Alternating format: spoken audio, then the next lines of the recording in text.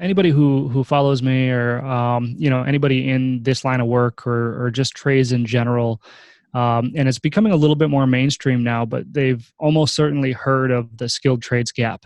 It's been a topic of conversation for a couple of years now, but it's getting more and more abundant in the media and more evident in the actual industries. So, my industry, a big struggle for me is finding top talent, finding good technicians, right? And when you do find them, uh, from a business standpoint, they're very, very expensive. I mean, these technicians make a lot of money. And the same can be said for anybody in the trades, especially with loads of experience, the kind of experience that business owners of my type are looking for. And, so the problem is the industry itself is growing. I mean, it's a booming industry, and I'm talking trades in general, electrical, plumbing, HVAC, refrigeration, construction, the whole nine yards, the whole skilled trades industry. It's growing, but the profession itself is dying. Uh, People are retiring faster than entering into the industry. I think the last statistic I read was about 5 to 1. For every five people that retire, one comes into the business. And so, that's creating this dynamic where it's making it difficult for companies to grow at the pace that they could if they were able to find the talent that would facilitate that. So, and that's kind of the position that we're finding ourselves in. And I mean, knock on wood, we've been very fortunate and we've still been able to grow. But the more and more we do, the more and more evident it becomes that finding this talent is hard. So uh, that led me to do a little bit more research on it. Led me to do that and uh, really get to the heart of what was going on, which is when I found out about the skilled trades gap and what it meant for the economy and everything else, and that's what led me to write the book, because there is no everybody has their interpretation of what the actual problem is behind the skilled trades gap, why people aren't entering this industry at the same rate that they once were. However, there's not a lot of material out there that provides a solution. And so, I'm not one to just sit back and wait for somebody to do something that needs to be done. So, I took it upon myself to write the book as hopefully a solution.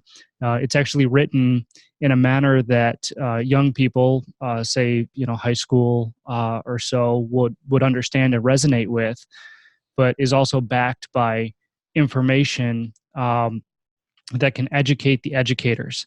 And what I mean by that is that, parents and teachers of these children were brought up, they were raised a certain way, right? That college is the way, college is the path to success. And, in a nutshell, when it's not necessarily true for everybody, the people don't know what kind of success and what kind of opportunities exist in the trades, because it's just there's this universal perception now, right, that trade work is subpar to a college education. It's what you do if you can't get into college.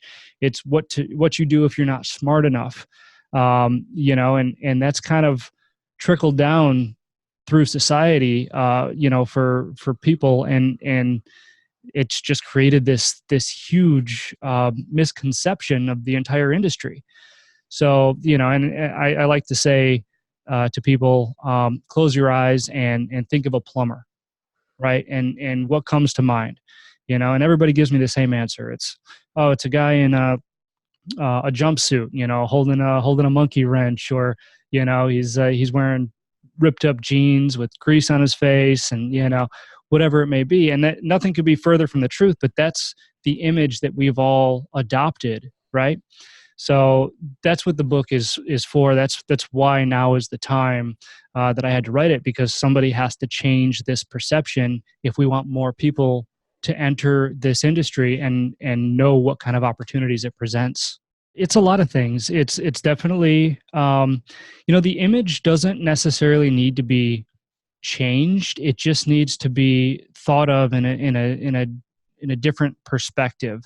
You know, what needs to change, yes, is like the image I said of the plumber, you know, but the trades are the trades, and a lot of them are dirty and a lot of them are hard, you know, but that's what's focused on, right? If we shift the perspective a little bit to what happens after that, or what can happen parallel to that, you know, everything else that goes along within, you know, in the industry, aside from just the dirty work, because that's only one element, right? But that's what everybody seems to focus on, is this uh, idea that the trades are dirty, you know, when in reality you've got entrepreneurs, you've got salesmen, you've got managers, you've got people parallel to the trades, you know, that own software companies that specifically serve the trades. I mean, a lot of these guys were in the trades before they went and did something like that. XOI that I mentioned before is a good example.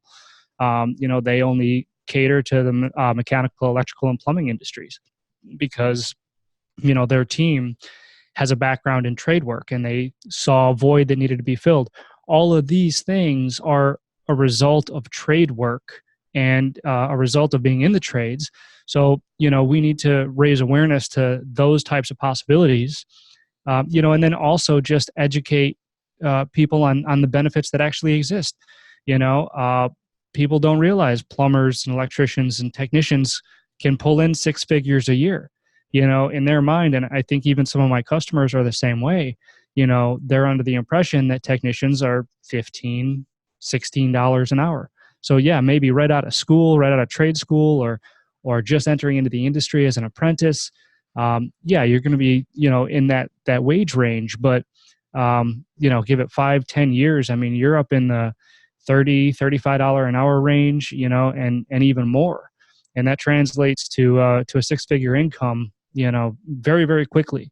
And so that's the type of information that we need to get across to everybody, so that they understand that the trades are equal to, you know, that of a career you can pursue with a college education.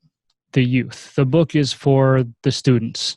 The book is for the high school students to really open their eyes to the possibility that exists in a place that they're usually, you know, not told to look.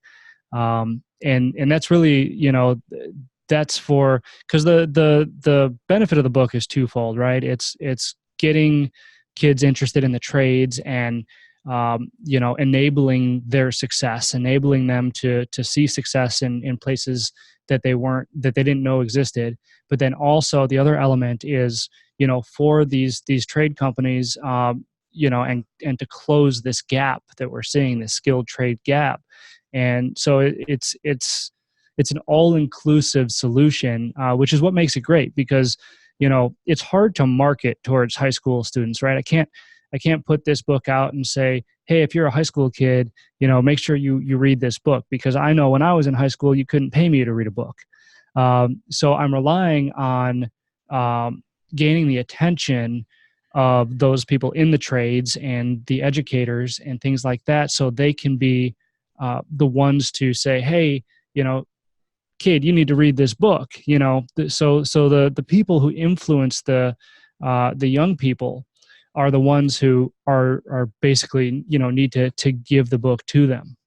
The first one is that there are other measures to success besides college, and that's the main breakthrough point, right? Is that you just need to break out of the perception that college is an absolute necessity for anybody and everybody, because there are a lot of people under that assumption. You know, I know that when I was growing up, there were friends of mine, and you know, I was fortunate enough to have parents that you know, supported my vision, no matter what it was I wanted to do, whether that included college or not. But most of my friends, you know, even the ones who weren't sure whether or not they wanted to go to college, their parents would all say the same thing. Well, just go to college, take the core classes, you know, and you'll figure it out.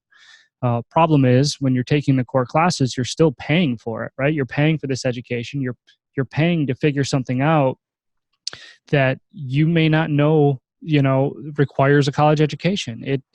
And that's the part that I have a problem with, is because college will always be there. So if you're unsure whether or not you need college to do what you want to do, then, you know, the trades is a really great route to go, because of all the opportunity, because of all of the benefits to it, and the life skills and everything else that you learn.